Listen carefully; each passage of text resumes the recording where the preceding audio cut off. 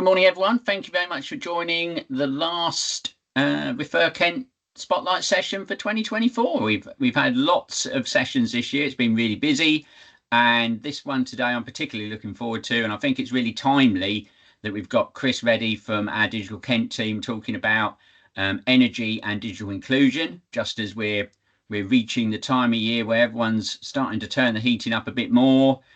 Things are getting cold, and we've just hopefully all survived Storm Dara, I believe that's what it was called, wasn't it? Unscathed. So without further ado, I'll hand over to Chris, and thank you very much, everyone, for joining. Welcome, everyone. Thank you so much for coming, and thanks, Mark, for organizing this session. So thank you, everyone, for joining us. We are going to be doing a energy and digital drop-in session. I'm very excited to do this with you. I know a lot of people on the call will be from organizations and different organizations. And so what we could do is also kind of network and see how we could maybe run some of these sessions with your organizations. This is also geared up for those who, that are Kent residents. And so you might be dealing with some Kent residents that you might spring to mind when you are chatting with when we are chatting about some of these things. Some of the stuff you will maybe take away, have a conversation with those Kent residents that you deal with. So yeah, please feel free. And at the end, we're going to have some questions. And if this is something that you'd like for me to run with some of the residents that you deal with, then that we're more than happy to do that as well. So I'm going to, we'll go to the first slide. So today's workshop will include tips on saving energy and money at home, talk about the priority service register, pension credit, our independent customer survey, grants and benefits that you might be entitled to, or the residents you support might be entitled to, other helpful links that you might help you understand what support might be available to you or the residents. So a little bit about the Financial Hardship Team. The Financial Hardship Team is situated within Kent County Council, and Digital Kent sits within the Financial Hardship Team. In Digital Kent, we run various workshops and hubs, and we've partnered with the UK Power Networks and SGN in order to bring sessions like this to Kent residents and to yourselves, and we've also partnered with the NHS to bring other various sessions. The difference between a workshop and a hub is that a workshop has a topic specific that we would talk about, like this one, where a digital hub, a Kent resident can book on for a specific time slot where they will be seen one-to-one by a digital champion at a local hub. And they can bring their questions. Maybe it's got digital questions, maybe it's something to do with setting up an email, those kind of things, and we will endeavor to help them as much as we can there. So that's just a little bit about the Financial Hardship Team and Digital Kent. So we have a customer independent survey, which we are running with UKPN. Going to watch a short video on energy efficiency. Efficiency means getting more for less. If we're efficient with energy, we can enjoy the same levels of comfort or more while using less. Wherever energy comes from, it costs something, in terms of money and in terms of natural resources. So even when using renewable energy, we should use it smartly. An energy efficient option might appear more expensive at first, but over time it uses less energy and therefore saves money. Entire buildings can be made energy efficient. For instance, a well-insulated home costs less to heat or cool and wastes less energy. The European Union's energy labels can be found on many devices and household appliances. The colour-coded system is easy to use and helps you to save money. Energy efficiency. Smart for you, smart for the planet.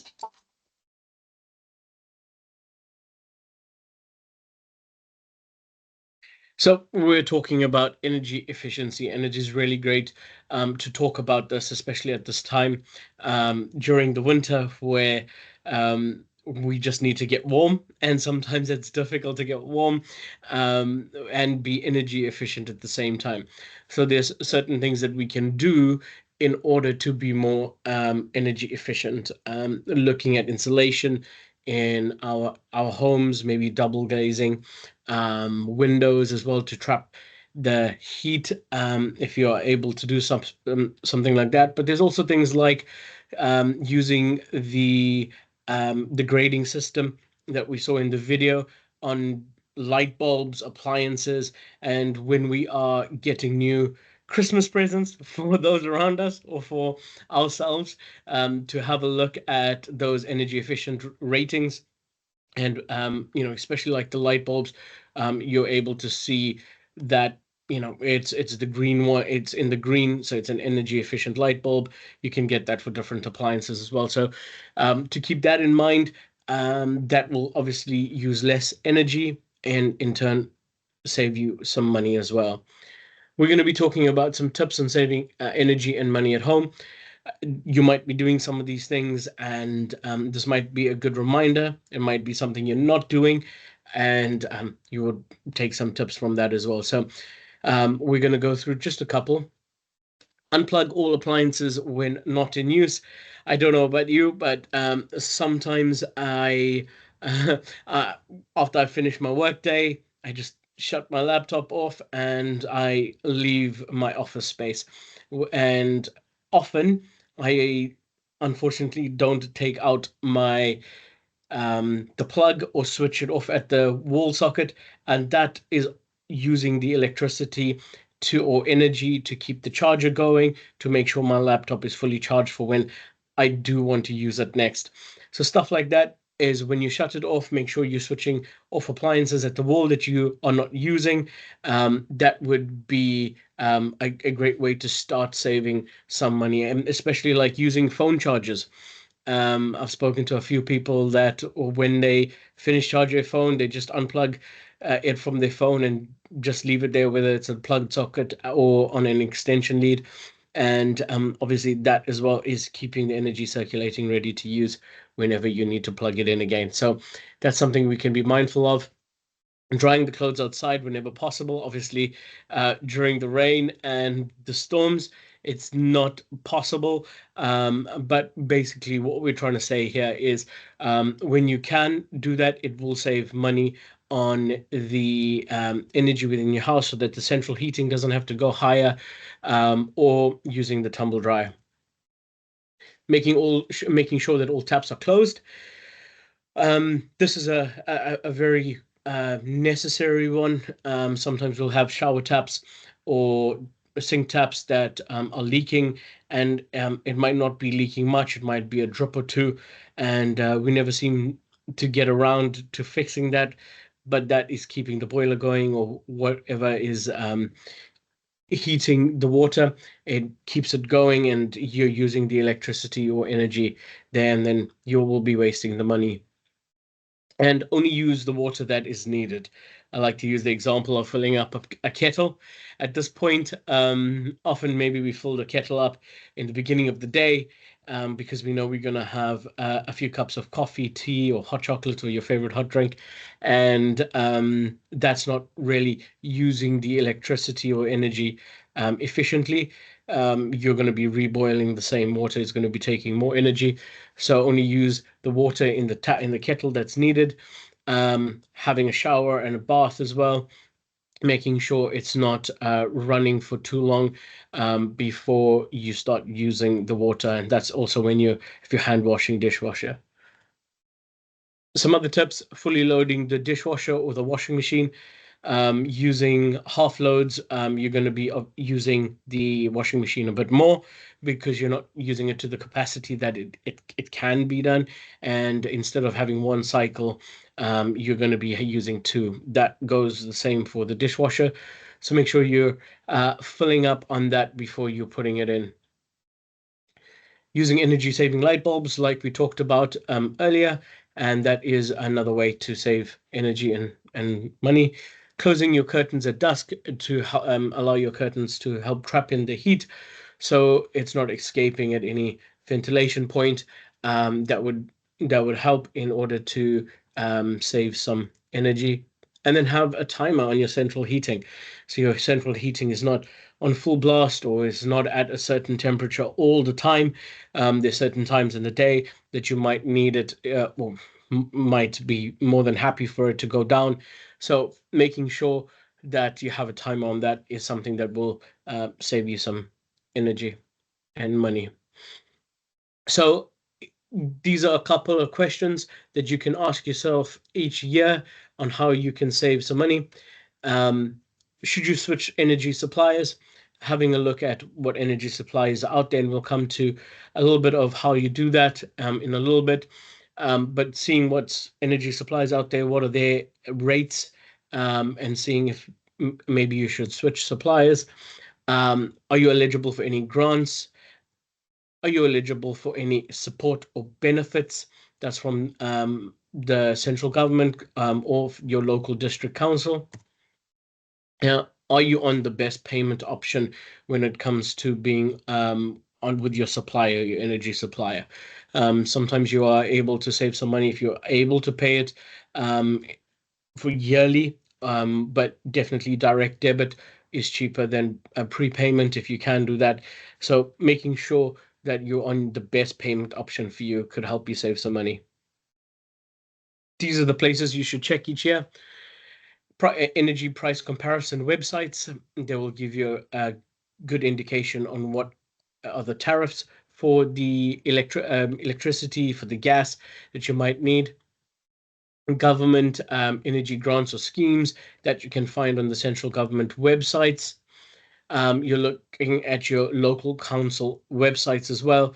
These are the places that you can see what is available for you, what benefits are there, what support is there, and you'll be amazed to see how much support and benefits you could receive if you are eligible. So keeping abreast of that is definitely something I would recommend.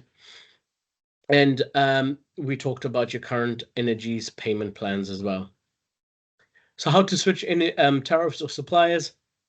You should check with your landlord. Most of the time you are free to do so. But if you are unsure, please check with your landlord and they will give you the correct answers to that. If you do find yourself in debt, times get tough for everybody. If you do find yourselves in debt, please speak to your supplier. Most suppliers, if not all suppliers, have a payment option to get out of debt and keep your electricity and gas on at the same time. So if you do find yourself in a situation like this, please feel free, contact your energy supplier, and I'm sure they'll be able to work out something for you. If you do want to change and you have found a tariff that is better or a supplier that is better, ask if there's a charge to change. There might be a charge to change, and then you need to look at what savings you would make in your new tariff or your new supplier, and just weigh that up with the cost of the change, because it might work out to be a bit better. But what you don't want to do is decide to change and then there's a charge to change and it doesn't work out cheaper for you. When you do find the best tariff supplier, remember that you've got a 14-day cooling off period and you can manage your account online. So that means the 14-day cooling off period, that if you do change your mind, you're not happy with the supplier, maybe the tariffs wasn't as it was proposed, or maybe you have any other issues, you do have a 14-day cooling off period, which you are able to cancel during that time. And then you could maybe go back to your previous supplier or find another supplier. Managing your account online, keeping up to date on what your energy usage is, will help you as well to manage your central heating timers and other timers that you might have on your energy appliances. Using the Ofgem confidence code, looking for this on price comparison websites will give you objective views on what the prices are. It's not a company's marketing tool, but it is from the Ofgem, which will help you understand that you are looking at something that's objective, and then you can make the right decision. We're just going to watch a quick video on how to get smart when it comes to energy and electricity. smart home or building uses devices connected via the internet to allow for remote monitoring and management of appliances and systems. Smart home technology, also known as home automation, provides homeowners with added security, convenience, and energy efficiency. It allows them to control smart devices simply with an app on their smartphone or other networked device. Smart homeowners can control lighting systems remotely, schedule and monitor thermostats, grant or deny home access through smart locks, check in on security cameras, and even brew coffee remotely. Machine learning and artificial intelligence systems powered by Amazon, Google, and Apple also contribute to a smart home. Beyond the smart home is the smart building, which is very much the same but on a grander scale, with a focus on lighting, energy, thermostats, and security. As with any new technology, vendors are still working to address security and complexity concerns, and those remain challenges to adoption despite smart technology's convenience and efficiencies.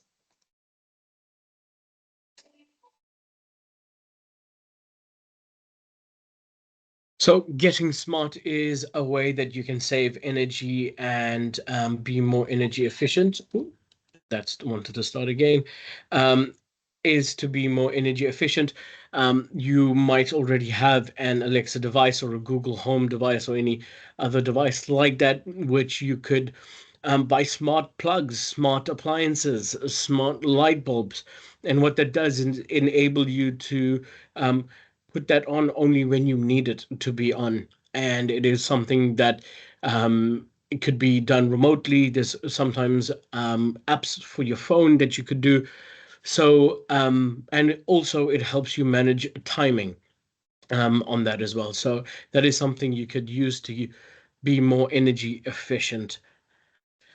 We're going to talk about insulation boiler grant. Most energy suppliers in the UK are part of what's known as the Energy Company Obligation Scheme. And that means that they are required to help improve households' energy efficiency through things like boiler grants and insulation measures. And for cavity in walls and lofts. And there are thousands of pounds that are in grants that could be made available to you for those who are on certain benefits. What I'm going to be doing at the end of this or at the end of the session, I will send Mark some slides with some helpful links, which you'll be able to go back and have a look at these things. And this is one of them that I would say have a look at it and see if it could be of benefit to you and if you'd be eligible for this. So don't worry, you will get some links in a pack afterwards.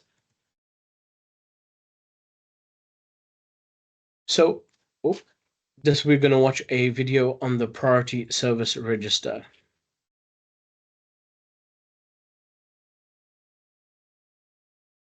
Taking care of our customers is what matters most to us, because you're at the heart of everything we do.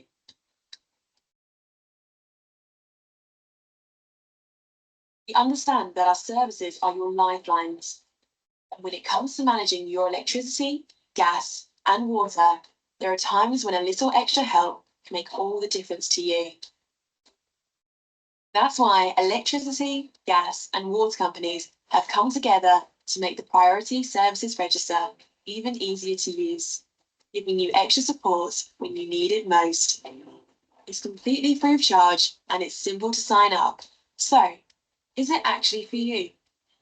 Well, the service is available if you rely on medical equipment, have refrigerated medicines, are living with a serious or chronic illness, have a disability, or have communication needs, are living with dementia, are of pensionable age, have children under 5 in the home, or need extra support for a short time due to life-changing events like bereavement. How will it help? We hope you never have to use a service, but if you do, we will provide you with the support to make your life safer and easier. It's always a good idea to register before emergencies come along to prevent any difficulties you weren't expecting and ensure you receive all the support available to you.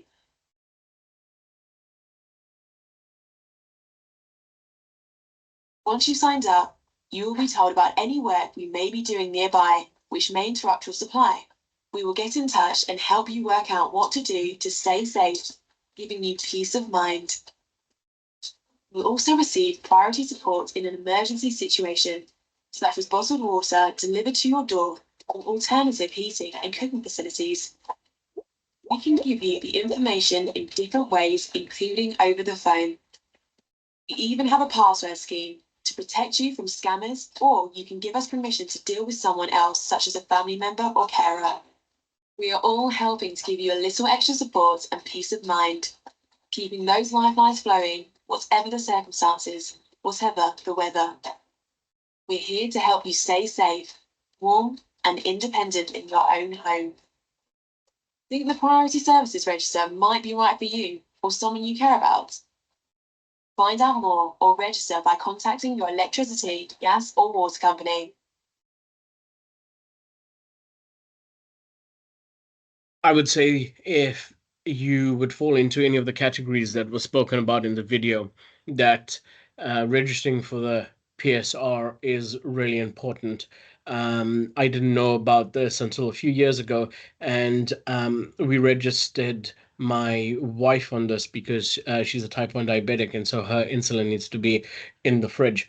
And to have the peace of mind that if something had to go wrong with the electricity, gas, or water, that we would be able to have prior notice so that maybe we can make another plan, or that we would be receiving a level of service or help that gives, I think, an extra peace of mind for that. If you do know someone that falls into these categories, I urge you to help them to register for the PSR. If you fall into one of these few categories, I really urge you to do this. However, if you do need support, we would be able to help you. Yeah, registering for the PSR, I think, is needed, especially in those situations. When it comes to power outages, the UKPN, UK Power Networks, has a great website that you could go on. You can search and track and report power cuts. Maybe you didn't know about it and you go and you do have a power cut. You go online, it's not there. It's really good that you can report it because it helps the community. But also, during the storm that we kind of talked about in the beginning, you can see what areas it might be affecting, whether you're going to need to travel or if you worried about it being in your area. This is a great website to go to. So it's the ukpowernetworks.co.uk/power-cut. So again, we'll give you some of this information so you can have a look at this. So keep this website in mind. We're going to talk a little bit about the support that is available in various ways. We're talking about some local schemes and initiatives within Kent County Council, within the financial hardship team as well. We've got Household Support Fund, which provides additional support for those who are on low income. And hopefully that will be opening in January sometime. So to have a look out for that. And that would be a mixture of energy and food vouchers. So that should be coming soon. Looking at some national schemes and initiatives from the central government is places that you would be able to receive some support. So some cost of living support at Kent County Council. We're looking at social tariffs. Social tariffs are special tariffs for those who are on low income for broadband, for internet. If they meet the eligibility criteria, they would get a discounted rate. So looking at Kent County Council's websites and searching for social tariffs, you'll find all the eligibility criteria there. And that is a great way, if you can't afford internet yet, you might be digitally excluded, to get digitally included and have the broadband put in for you if you can't afford that. Household Support Fund, which we talked about a little bit. We've got Money Advice Hubs. Money Advice Hubs are there for those who have found themselves in debt and need some help on budgeting, planning how to get out of debt, or if you feel you might be approaching a difficult financial situation that you don't know how to kind of navigate around, have a look at the money advice hubs. All of this is on the Kent County Council websites. So if you search for them, you will be able to find it. And then we got Healthy Start and free school meals. Healthy Start is there to provide pregnant people with the basic nutrition that they would need while carrying a baby. And it's also for the newborns, getting them the nutrition that they need and the supplements that they need. So again, there's eligibility criteria there, and it's amazing what you can get. So have a look at that. Free school meals for those who children who are going to school and can't afford to get a warm meal at school, then free school meals are vouchers are up for grabs if you are eligible as well. Just some other cost of living support at Kent County Council, mainly within the Digital Kent space. We've got a hardware access scheme providing laptops for those who can't afford laptops and are in need of it. And again, there's the eligibility criteria, just so that we can make sure that we're getting the laptops to the people who need them the most. We have a connectivity access scheme, which is a very similar scheme, but with SIM cards that provides data for those who can't afford that. We have NHS app training. The NHS app, I think it's a brilliant app personally.